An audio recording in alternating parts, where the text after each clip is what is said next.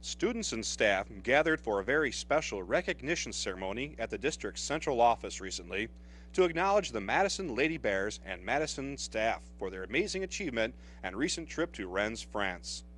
Hostess for the evening, program coordinator Nydia Padilla, welcomed the Lady Bears, the Rennes France Sister Cities Committee, program sponsors, Coach Kevin Palmer, athletic director Dave Michelson, and distinguished guests, and talked about the program, preparation, and the voyage to Europe.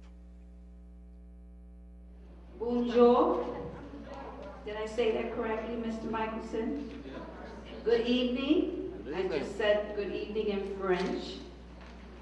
I want to welcome all the parents, the students, school board commissioners, staff, friends, family, to the James Madison School of Excellence in collaboration with the Bilingual and Hispanic Services Department celebration of Rennes France tournament. We're going to watch a video that's going to reflect the experience of our students in Rennes France.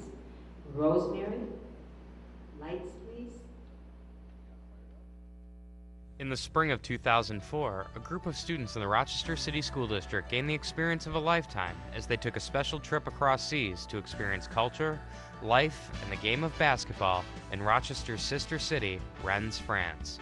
As part of a special connection between the athletics program at Rochester's James Madison School of Excellence and the Sister City Committee, the team participated in the first annual EuroPace International Tournament in Rennes for girls under the age of 15. The Madison team challenged competitors from all over Europe, including France, Belgium, and the Czech Republic. Participating in an international sporting event is an incredible experience by any measure. However, the Madison girls team began their amazing journey months earlier through focused preparation for the trip.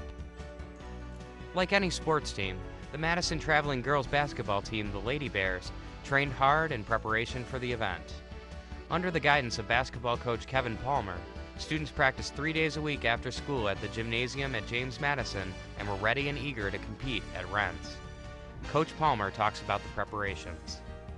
During the regular season, the girls, they went undefeated. They won all of their games.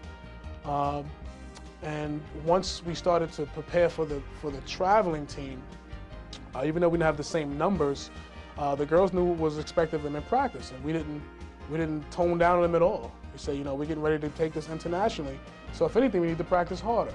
Practicing basketball wasn't the only way these Lady Bears got set for their trip to France.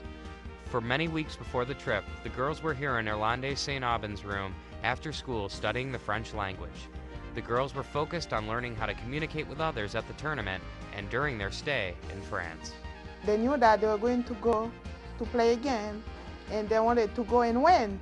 And plus, too, they wanted to be able to communicate with the kids over there, plus the adults and the other team players in the game.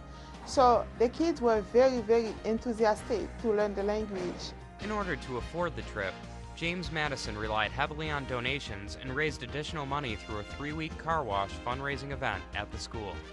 Close to 20 sponsors came forward to offset the rest of the cost, and on April 16, 2004, the Lady Bears were on their way to France with a group of staff chaperones ready to win in Rennes.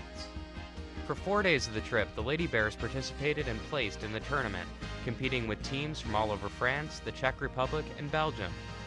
Being the only team from the U.S., the Bears faced many obstacles due to the difference in rules, game strategy, and different court markings. James Madison Athletic Director Dave Michelson talks about the differences and the challenges facing the girls at the tournament.